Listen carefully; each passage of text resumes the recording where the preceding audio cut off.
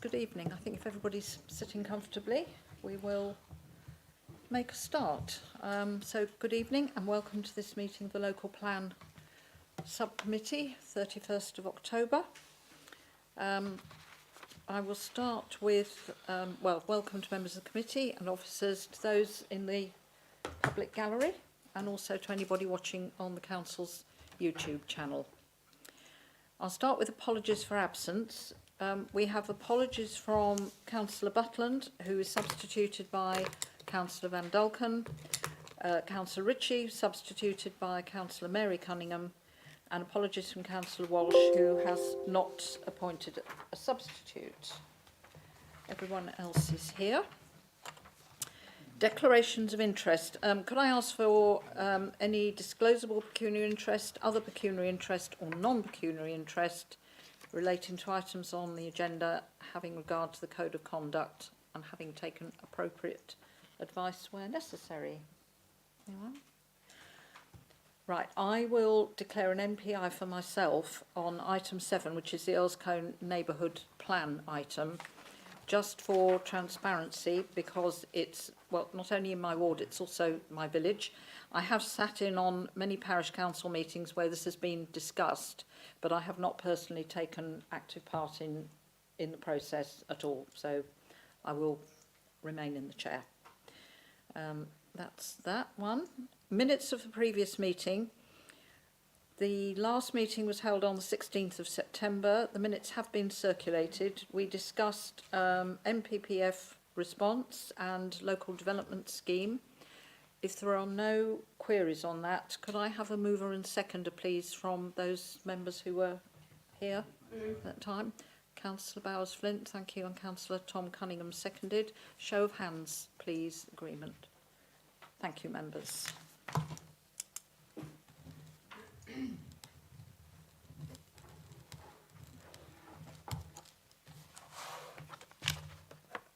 Thanks, Alison. Right, public question time. We have no registered speakers this evening. So I will move on to the agenda proper. The first item, item 5, is the statement of community involvement. And this is going to be presented by Alan. Thank you, Alan. Thank you very much, Councillor Spree. The Council is required to produce and keep updated every 5 years the Statement of Community Involvement. What the SCI does is it outlines the Council's approach to public consultation for both local plans, SPDs and plan applications. It's good practice to keep the SCI under review, and it's also a good idea to update the document prior to doing any significant projects such as a local plan. And the SCI can also be updated during the local plan process as well. At the Local Plan Subcommittee in August, members agreed a draft SCI for consultation. This consultation took place for 6 weeks between 23rd of August and 10th of October.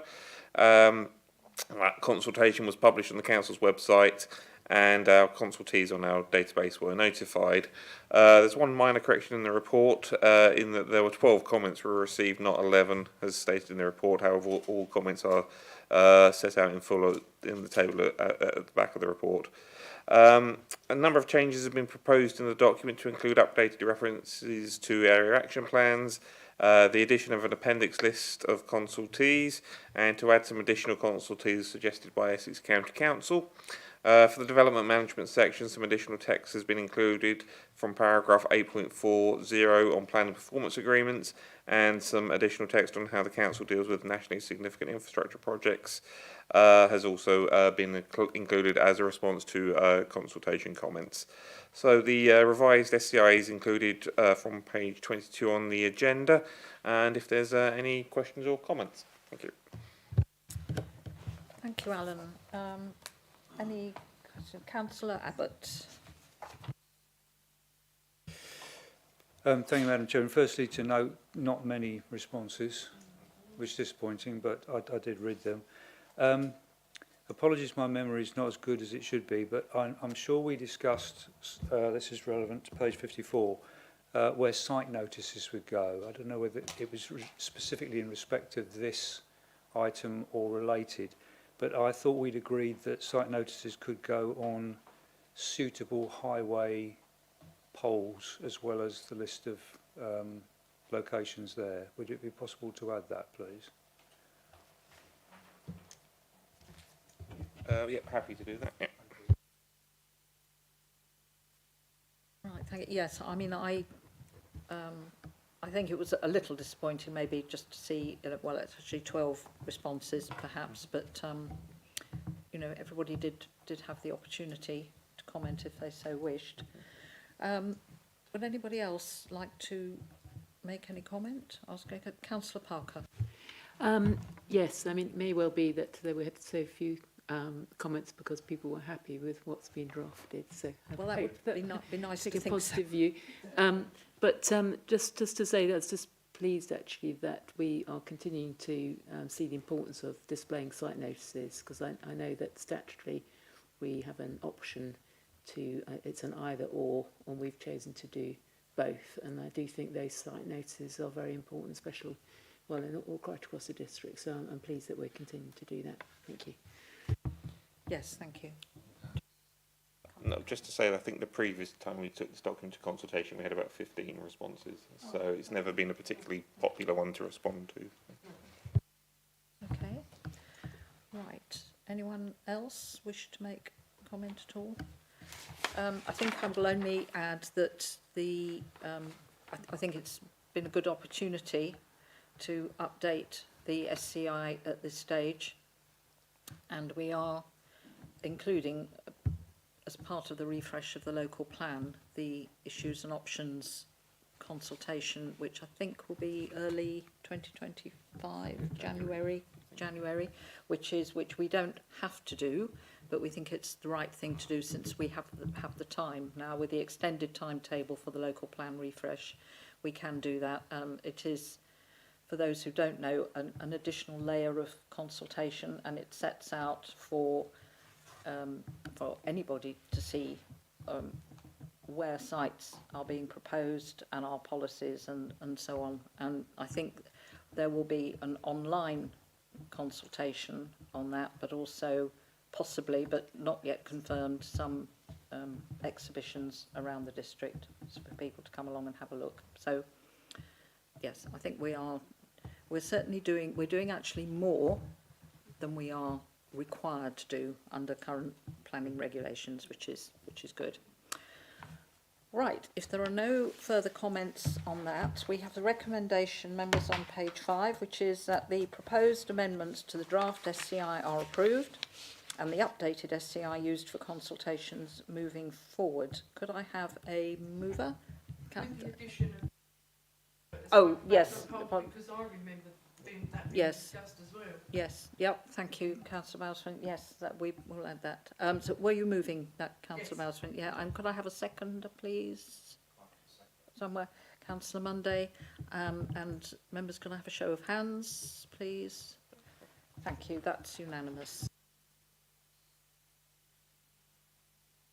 Move on to item 6, which is the Braintree District Retail and Leisure Evidence Study 2024, which is also going to be presented by Alan. This was, it's a very detailed document. I've read through it. It's actually got a lot of very interesting information in there, but there is a lot to it. Thank you. Thank you very much. So, as part of the local plan review, it's necessary to update the supporting evidence-based documents for the local plan. The retail and leisure evidence was last updated in 2018, following previous editions in 2015. Obviously, since 2018, there have been some significant changes, such as sort of the pandemic, that sort of thing. Braintree Council commissioned Lichfields to produce a new retail study for us, which takes into account those sorts of changes, including things like changes to permitted development rights as well, which has obviously had an impact on town centres. The study area covers Braintree and some areas outside of the district, so this is what is considered to be sort of the catchment area for Braintree, sort of the reach of our centres. And part of the study involved doing some telephone surveys in those areas as well. The map shows, obviously, the black line is the district boundary, and there is just several zones, 4 or 5 zones, which sort of serve different areas or have or has different centres that serve those areas. So the study seeks to define the approach to planning in the main towns and key service villages in the district, and also will help us identify any retail requirements at any new strategic growth locations that may be required in future. There is a full list of what the study covers at paragraph 3.4 of the report, and it includes such items as the requirement for additional floor space as well as local impact thresholds. For recent trends and key changes, home shopping is highlighted as something that has been having quite an effect.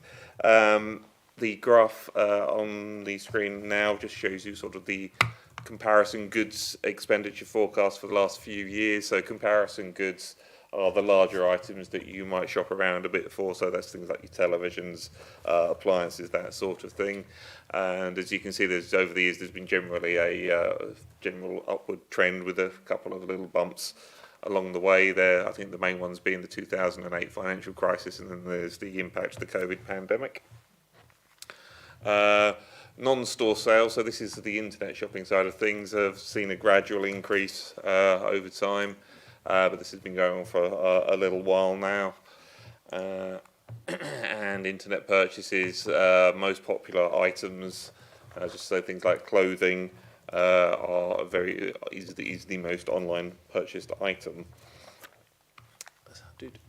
And another interesting graph, which bar chart we've showed, which shows basically the most popular centres in the district where people are most likely to go and visit. The one down the bottom does actually say with the people who don't visit, but bear in mind that this covers the whole study area shown on the map at the start, so then maybe because Braintree sits in the position Braintree is, you do have the regional attraction centres at Chelmsford and Colchester, so they are, very attractive to people because they're much larger than we are and are more likely to attract people in from a wider distance. Okay. Oh, sorry, go back to that one for now.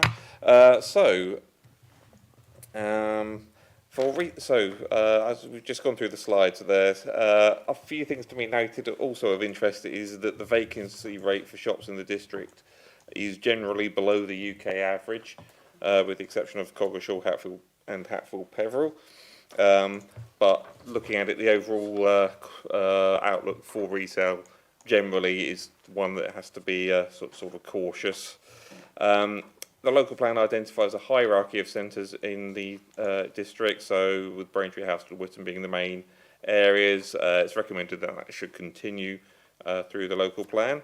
And if we can go on to the next slide, there's been quite a little bit of change going on in terms of actually what we require for floor space. So convenience goods, this is your everyday food shopping. The study is showing that we have a sort of negative requirement for food across the district. These figures are caveated in that longer term retail projections are quite hard to predict, so it's necessary to keep your retail studies up to date, and sort of every sort of 3-4 years it's a good idea to have a quick refresh of your retail study to see how trends are developing. And for comparison goods, also significantly down, not quite in the negative as yet. So there will potentially, we'll be looking at a situation where our existing vacant retail premise stock would be able to meet any floor space demand in the district, with the exception of for new strategic growth locations, which would generate their own demand, say for a small convenience size shop anyway. So that would solely serve that strategic allocation if we have any of those. And one that's doing quite well, the food and beverage. So this is your restaurants type uses, pubs, that sort of thing, is showing a general increase across the yearly periods, so that's something that is going to be quite interesting to watch to see how that develops. It should also be noted the report has highlighted a number of retail operators who may be interested within the district. although that is also caveated in that those retailers may only be expressing an interest in the region as a whole, rather than specifically saying that they want to come to Braintree district. And there are some other areas of potential further growth for leisure, entertainment, cultural uses, that sort of thing. So, in terms of implications for the local plan review, it's saying we should retain our hierarchy of centres as they are. However, we should consider reduced impact, retail impact thresholds for the policies. The town and local centre boundaries should remain broadly the same, and we should continue to retain our primary and secondary frontages. So the contents of the report will be used to update the shops and services section of the local plan next year. That will include a review of our existing allocations and whether or not we need to keep those. And that updated chapter with updated allocations will be taken to local plan subcommittee at a later date. Okay, and if there are any questions, thank you. Thank you, Alan. I thought this was a really interesting read. So I think my main take on this on retail is that we don't need much, if any, additional space. Yeah. That there obviously are vacancies around the district which would be open for anybody to take should they need to. Is there anything you just want to add on the leisure side of things? I can't find the page at the moment, but there were a few comments from them on what people might want in the way of leisure. Yeah, in the way of leisure, they look at an increasing potential sort of gym spaces. So their retail study looks at gyms and that sort of thing. We are having another study done specific for open space, which may give us a more detailed picture. It's also, in previous iterations of the study, we've been borderline in terms of potential demand for bingo halls in the area as well, although that is dependent on operator demand. I would note, however, that when we've been going through the call for sites, we haven't come across any proposals so far for any type of retail or bingo type uses. So I don't know whether, how well that will play out. There might come out that will work later. We don't know, but yeah, there seems to be very sort of low interest in retail at this time. So. Thank you. Yes, that's right. It was gyms and trampolining. Was something which climbing walls. climbing wall. That's it. I know something my grandchildren particularly like doing. So I wasn't entirely surprised to read that. Okay, all right, members. Councillor Van Dulken first, then Councillor Tom Cunningham. Thank you, Chairman. I'm quite new to this as a substitute, but I found it very interesting finding out a bit more about our district and the whole region. A couple of things struck me. One of them is that there's no mention of petrol stations as a retail, and there are areas that are, as we know, petrol station deserts. Strangely enough, near where I live, Sybil Hedingham, there are two, which is quite strange when there are only two in Houstead. And more importantly, perhaps, this could be connected to electric charging points, or could be related to electric charging points, which is obviously going to be, by 2041, will be much more important. Secondly, and just a general point, it was interesting to see that Houstead, which has a population of about 15,000, I think, so half the size of Whittam, but it seems to have the same number of establishments, retail establishments, which I thought was quite interesting. And thirdly, Braintree Village, the outlet centre. As some of us are aware, there's one up north, Bicester, which is very, very popular and successful and gets people coming from all over the world, I understand. It has twice as many shops as ours, or twice as many outlets anyway. And I guess it's a bit, you could argue that it hasn't done Braintree town centre much good having that in terms of directing traffic away, but what's done is done. And I just thought it would be interesting if there could be some increase in the quality of the suppliers, of the retailers. I mean, that's why people go to Bicester. They don't come to go to Nike shops. They want Rolex and that sort of thing. It's just a general thought. I think it's a bit of a jewel in our crown on the retail side, and it doesn't get that. I don't think it gets that much of a mention. I'll stop now. Thank you very much. Thank you. I'll take Councillor Tom Cunningham next.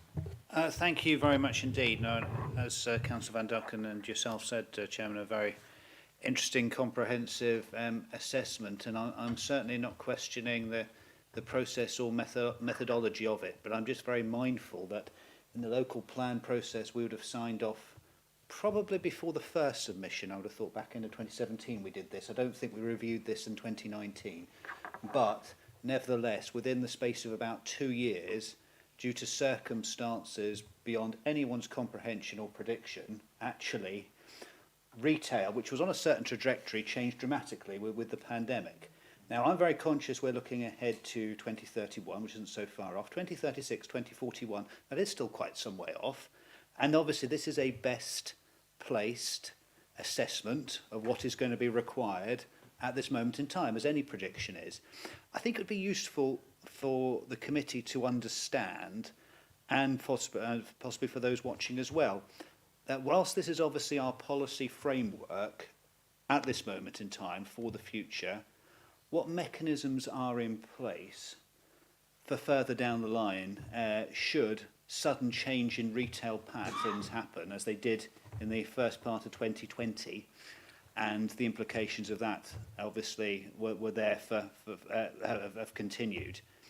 What flexibility would we have in terms of strategic policy to reassess that outside the review process, and actually how tied would potential planning committees be in terms of making decisions on applications that come forward, or planning applications that perhaps don't fit exactly with this policy, but yet market can demonstrate a move away from what is required at this decision point as we put these policies together.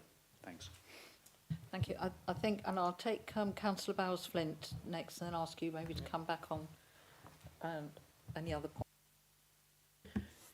Thank you, Madam Chairman. I think it speaks for itself where people now want to go for retail, and that is to outlets and places where they can park for nothing, park easily outside of towns.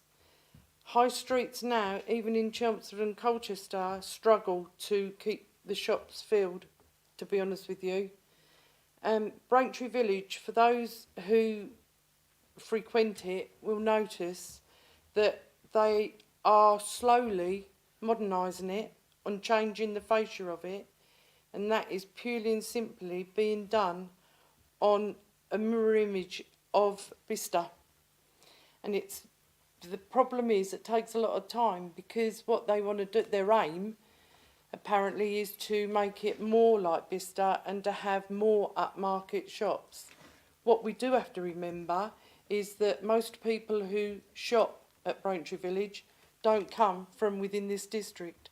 They come from outside the district, and it's that traffic that causes the problems that we experience, shall I say, every weekend, and more so at peak times during the week as well, Madam Chairman. I think it's difficult, because who would have thought that that kind of thing would have been popular 20 years ago? You wouldn't. Who would have thought that we would lose all our high street shops 20 years ago?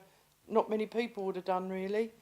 But if you look at Braintree High Street and what it's got now and what it had even 5-10 years ago, it is an awful lot different.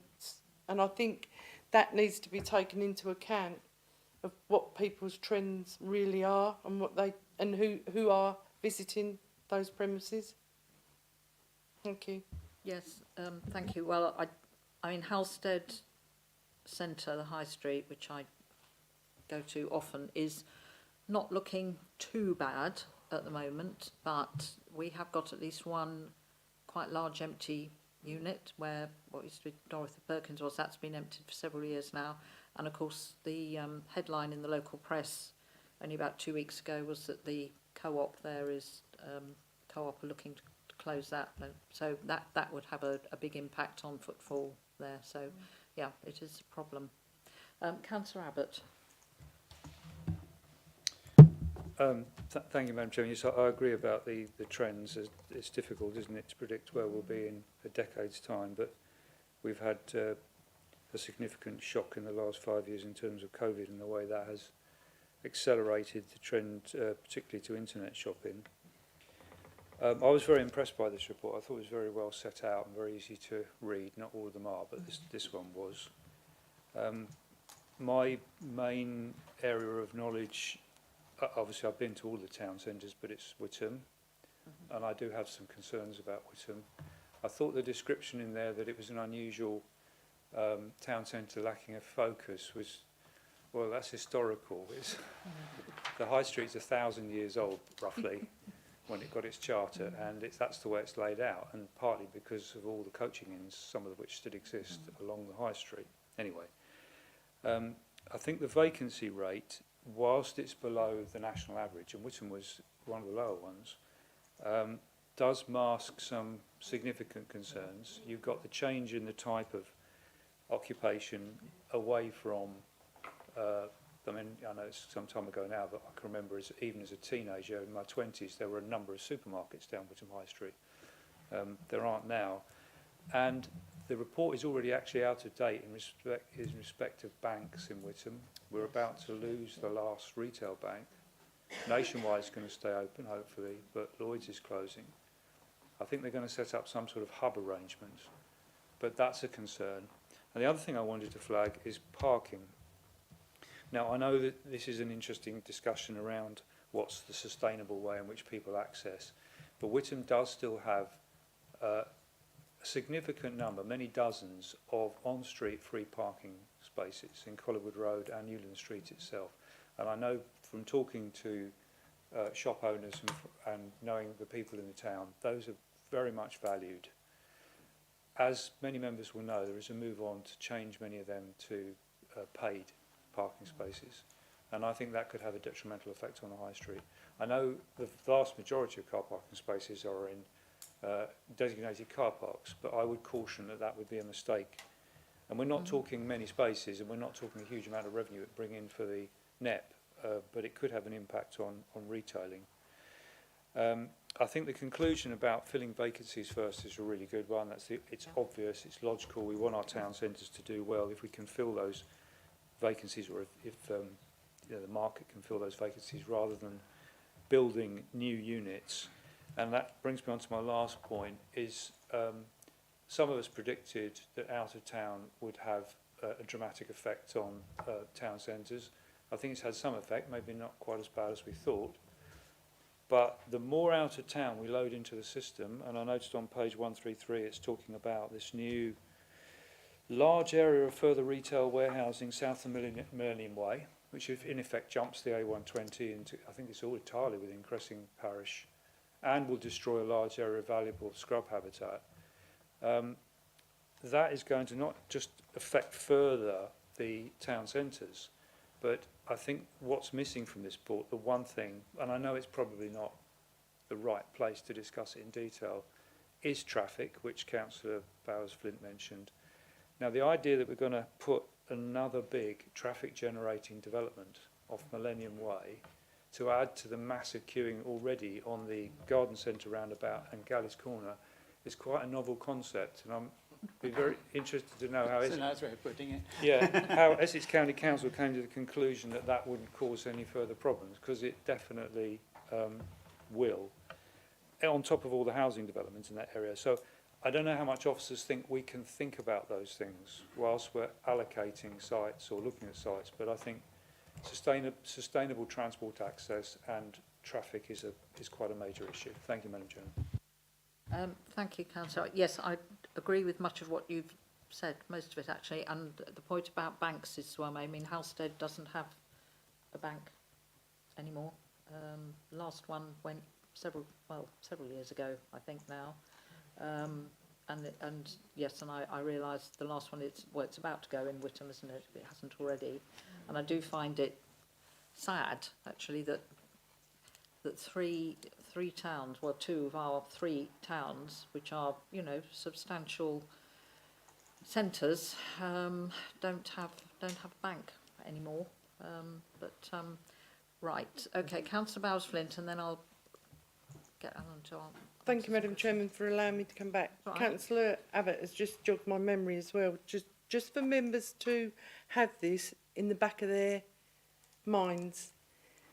When, as it was then, Freeport was proposed, the planning application, I stood in this very council chamber and asked for part of the condition to have 2 slip roads to be built in and out of Freeport. And there was more councillors here then than what there is now, and not one supported it. I was the only person who asked for that. So just bear that in mind if an increase again of traffic comes in, that the only thing that will help the queue in there is for in and out of roads going straight to Freeport and that side of Braintree. Thank you. Thank you. Councillor Finken, sorry, you asked to come back, and then Councillor Parker. Thank you, Chair. Yes, just to come back to your point about Halstead and the co-op, they're selling to another supermarket chain, I believe. So hopefully it will be a more successful retail outlet than the co-op has been in recent years, and perhaps will attract other retailers to the Dorothy Perkins X store as well. So we might see an improvement in that area.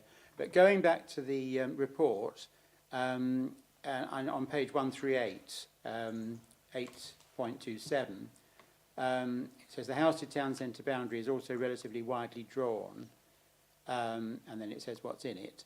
Factory Lane East and the Causeway are predominantly in residential uses and could be excluded from the town centre boundary. The woodland area to the east of the High Street, north of Factory Lane East and to the south of the centre could also be excluded from the town centre boundary.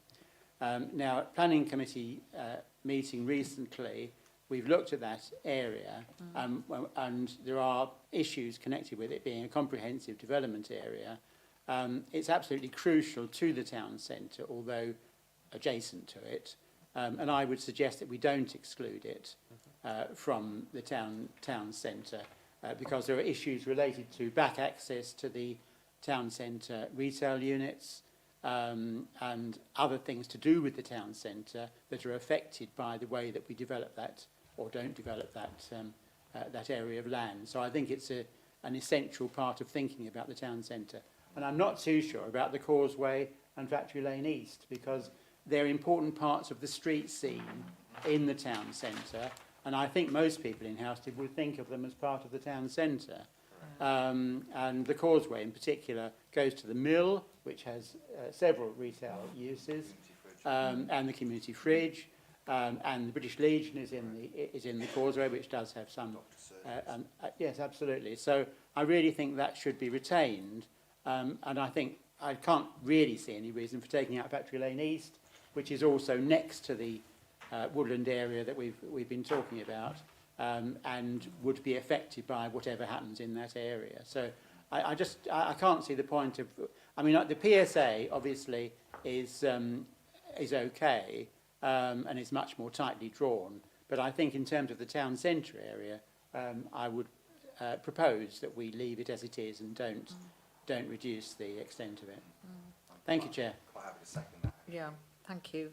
Well, I think that's a point well made. Certainly as somebody who, live outside the town but go in frequently, and I think I automatically think of those areas as being part of the town centre, yeah.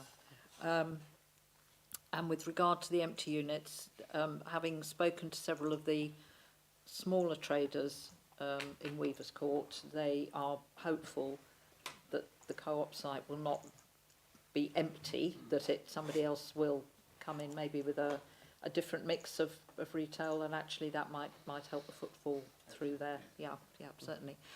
Councillor Mrs Parker, sorry Alan, I'm realising I Sorry. get you stacking these up because I'm going to get you to come back at the I may end. have to ask for a reminder. No, that's all right, I'm making notes. Councillor Parker.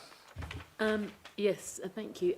I was interested to note that actually, going back to Halstead again, that on the convenience goods comparisons, that the one town really that, well, two places that where there was potential a shortfall or potential additional need was Halstead and Great Notley. And I just was interested to know whether, when you look at providing, I suppose, through local plan process, providing additional retail space, whether you look at it as a district as a whole or whether you look at it as in each primary centre. First question. And just a small point, just the study area itself, I thought the study area, or rather the area for Halstead was slightly widely drawn. I mean, it does include Bures. Now, if I lived in Bures, I would definitely go shopping in Sudbury.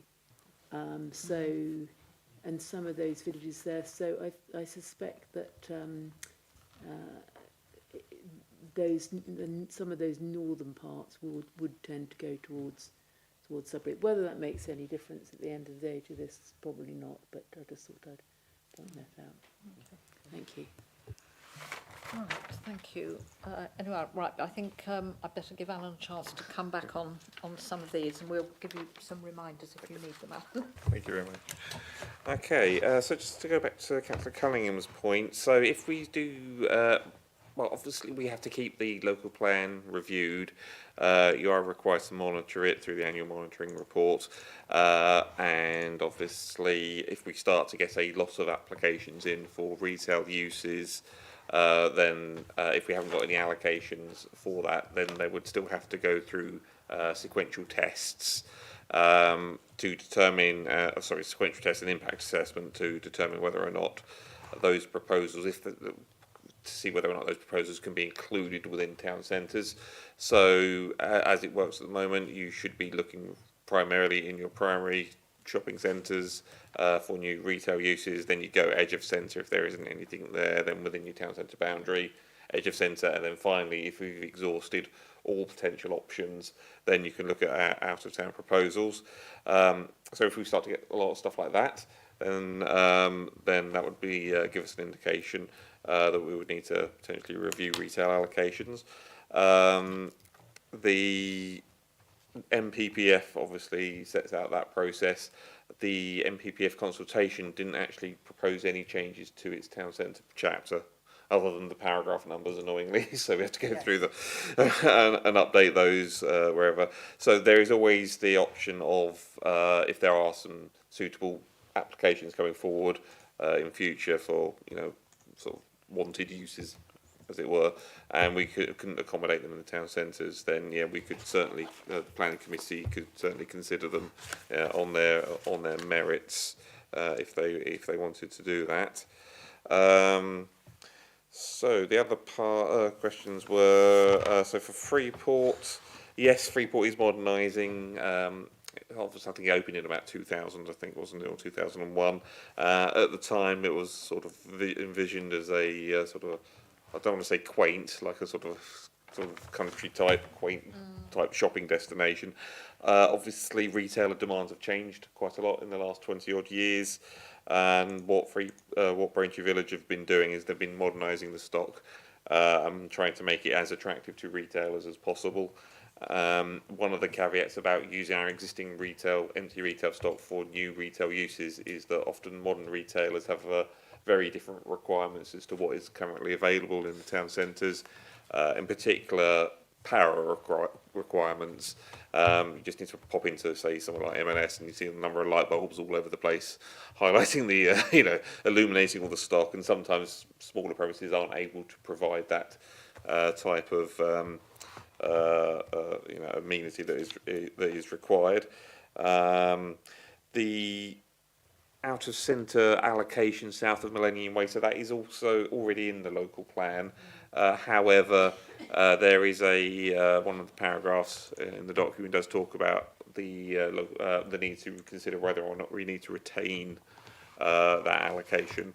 So that is something that the local planning subcommittee can consider at a later date, as with all the recommendations in this report, so including the recommendations for changing town centre boundaries, things like that. The advantage of having your town centre boundary drawn as it currently is that within that or adjacent area, it's a lot easier to get your retail uses. So that's a question for the committee, but we will rewrite the chapter with the new recommendations in it, and I'm sure members will be able to give that a good, a thorough inspection at a later date.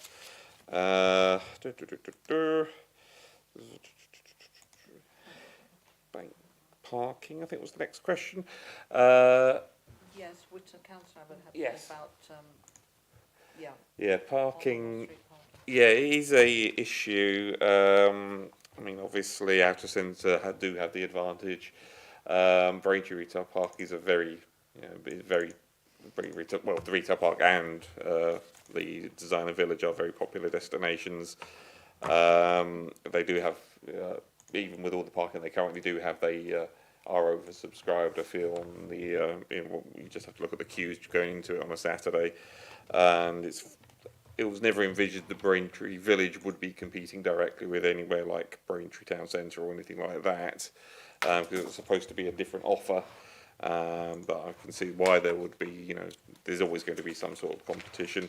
It's why Braintree Village is not being identified, or is not proposed to be identified as a retail centre in the plan. So any proposal at Braintree Village that is above a certain threshold would need to, it would need to still pass impact assessment, that sort of thing, sequential tests, things like that. So if they wanted to expand it in future, they would need to go through that process. There are very few opportunities, I think, within existing town centres for any major type retail development. And I think I mentioned earlier that we didn't actually have any retail proposals submitted to us through the call for sites. Although, as we go through the local plan process, there will be further opportunities to submit sites, so something may come forward at a later date. I think we covered off Councillor Finkel's I did, point, yeah. probably about the boundary, which we wrote. High Street Councillor and Parker. Parker, yes, are we looking at retail space as a whole across the district or in the various centres? It is split up. It is split up. So the tables do show it divided into the different centres. If you just take the convenience goods, so that is split up there, as you can see. Sorry, I've got my reading glasses on, so the ones over there don't help particularly well. So we would be looking so that can't read one of it. Let's pick one. Yeah, I'll pick to the 624 at Halstead in 2041. That would generally be, you generally want that located within Halstead, but you would have to go through, as I said, the sequential, or the opportunity to go through the sequential test. So if there wasn't an opportunity to provide 624, then you would seek to provide that either in edge of centre or potentially out of centre if necessary. Yeah, so we would try and direct that as much as possible to the area where it was required. Councillor Parker, I'm sorry, I think you had a second point, which oh yes, Sudbury. is it Sudbury and Yes. Viewers? The current local plan actually has Sudbury referenced in it as at the request of the council over there in terms of impact assessment. I think it was included in one of our impact thresholds, so they do recognise that retail development in the north of Braintree district could potentially have an impact on it. But I think Halstead would be largely unaffected by that impact assessment. So if you're proposing something in or around Halstead, that would be assessed against Halstead. If it's in or around Sudbury, that would be assessed against Sudbury, and that would be done by the planning applicant. I think that's everything. I think so. Anybody like to come back with any further comments? I think we've had a pretty good discussion on that. So, The recommendation, members, is on page 64, which is that the Braintree District Retail and Leisure Evidence Study 2024 is agreed. Its contents are used to assist updating the local plan, and that it is added to the council's local plan evidence base. There were some suggestions for a couple of alterations in there, Alan, so around the Halstead boundaries. So do we would be... do we agree this as it is now, but then it comes back for discussion Yeah. later? Is that the... That's what we're doing now, is we're agreeing the document as a piece of evidence base. Right, The okay. contents of that document will be used when we update the document. However, it's up to members at the end of the day whether or not they want to Okay, alter a policy or boundary in a particular way or not. okay, thank you. All right, so is that clear, members? We're... Yes, Councillor Abbott. Sorry, I should have mentioned this earlier. If it's going to be the evidence base, it's a very minor point, but I'm just thinking if an inspector looked at this, it could confuse him. Top of page 133, it says Newlands Precinct Braintree. It should be Newlands Precinct Whittam. Whoops. Oh, well done. What page was that again? 133. 133. I'll get it changed. Yes, yeah. Yes, okay, fine. No, that's good. All right, so we are agreeing this as it stands now, but it will obviously come back for further discussion a little later down the line. So would somebody like to move that recommendation, please? Councillor Tom Cunningham just got in first, I think, and a seconder, Councillor Bowles-Flint, and a show of hands, please, for agreement on that. Thank you, members, that's unanimous. Right, good. Okay, so we move on to item 7, which is the Earlscombe Neighbourhood Plan Regulation 16 consultation, and it's Alan again. Thank you very much. Earlscombe Parish Council have been working on a neighbourhood plan. They started the process when their neighbourhood area, which is coterminous with the Parish Council, was designated in 2019. Neighbourhood plans are essentially planning documents which are used to determine planning applications, non-strategic planning applications within a particular area. The Parish Council has undertaken its previous consultation at Regulation 14, and that was back in October-December 2023. The neighbourhood plan consists of several documents that have been submitted under Regulation 15 to the local authority. That includes a basic condition statement, consultation statement, SEA, HRA screening and a design code. These are all the necessary documents that a submission document needs. Braintree Council is now in charge of the consultation process moving forward. So we've organised a Regulation 16 consultation, which is what we're commenting on today.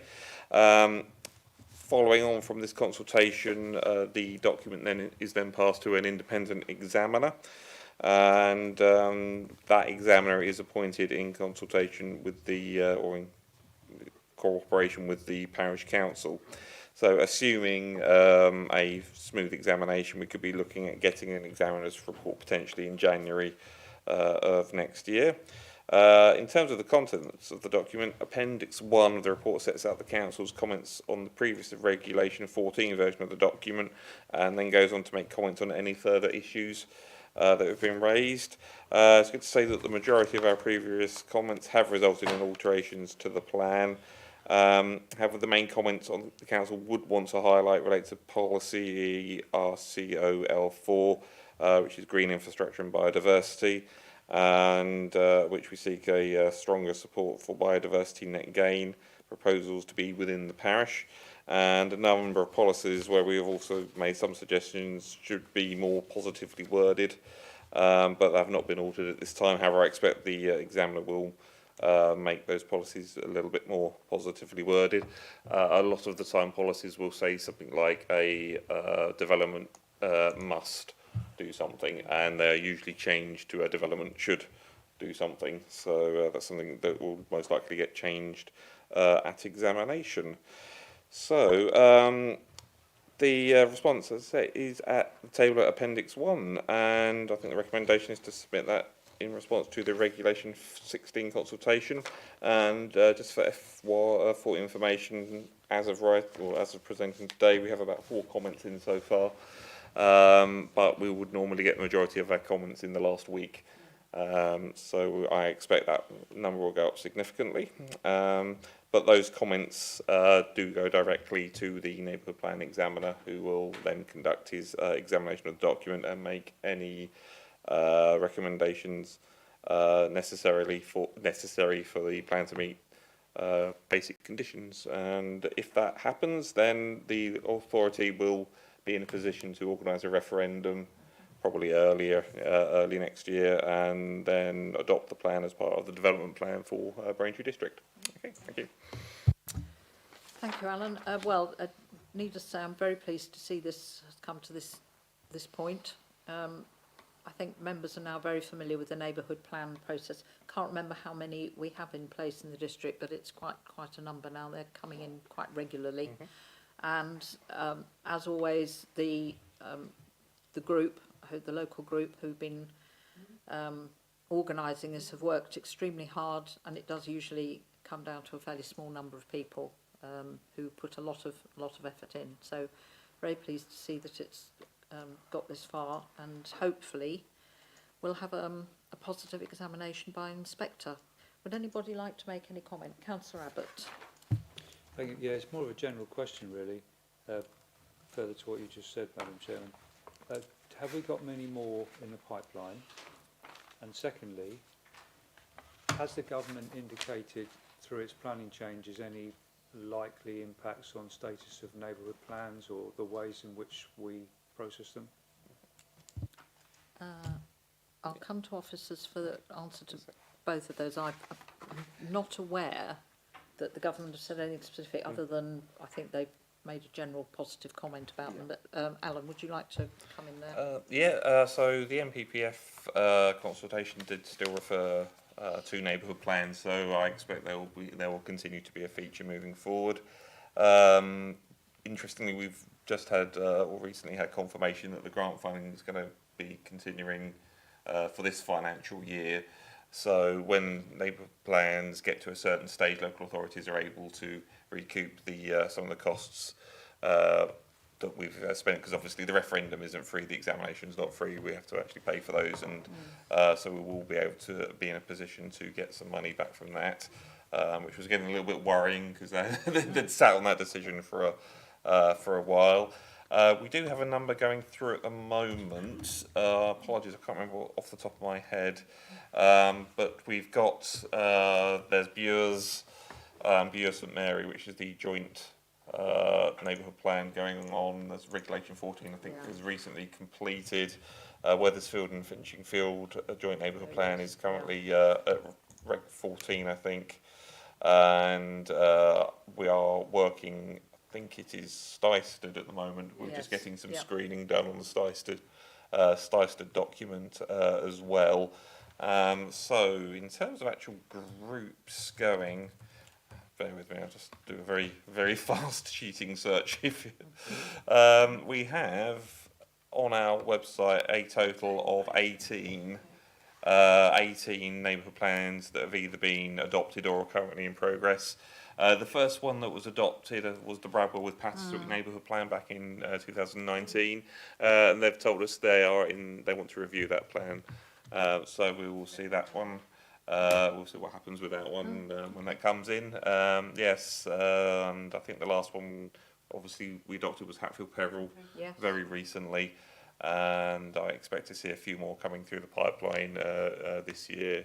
I think Toppersfield is quite close to coming forward as well. So yes, it's still very much a an interest for government. They've not indicated that they're going to be getting rid of neighbourhood plans at all. They've proven to be rather popular. So yeah, I think we will be continuing to with neighbourhood planning for a while yet. Good, thank you. Well, I hope they do continue, because I think it would be a backward step if they were not to. They have been very popular locally and extremely helpful, I think, when it comes to planning applications. So I'd like to see them carrying on. So good to hear that the funding is being renewed. Yeah. Right. Any other questions or comments on that item, members? Not seeing anything. So the recommendation on page 214 is that the comments shown in Appendix 1 be agreed and submitted in response to the public consultation response on behalf of Braintree District Council. Can I have a mover, please? Councillor Bowes-Flint, and a seconder, Councillor Monday, and a show of hands, please. And that's unanimous. Thank you, members. Right, that finishes the agenda items. We have no urgent business, either in public or private session, so I will close the meeting at, I think it is 12 minutes past. about 12 minutes past 8. Well done. Very good discussion. Thanks, members. Thank you. Well done.